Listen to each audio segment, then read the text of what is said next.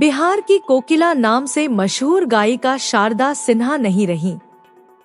शारदा सिन्हा को उत्तर भारत के सांस्कृतिक राजदूत के रूप में देखा जाता था। उनके गाए मैथिली और भोजपुरी के लोकगीत पिछले कई दशकों से बेहद लोकप्रिय रहे हैं। आस्था के महापर्व छठ से जुड़े उनके सुमधुर गीतों की गूंज भी सदैव बनी रहेगी।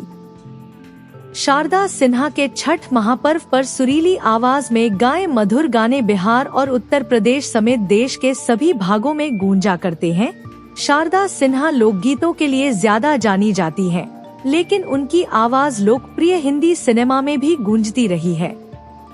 शारदा सिन्हा की गायकी करियर की शुरुआत 1970 के दशक में हुई थी। सिन्हा ने भोजपुरी, मैथिली और हिंदी में कई लोकगीत गाए हैं।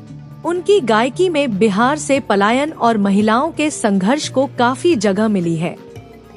शारदा सिन्हा का जन्म साल 1953 में बिहार के सुपौल के हुलास गांव में हुआ था।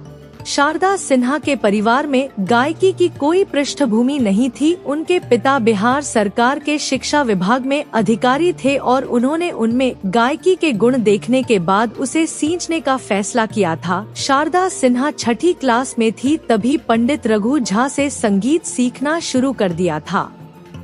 रघु झा पंचगछिया घराना के जाने माने संगीतकार थे। शारदा सिन्हा ने सुगम संगीत की हर विधा में गायन किया। इसमें गीत, भजन, गजल सब शामिल थे।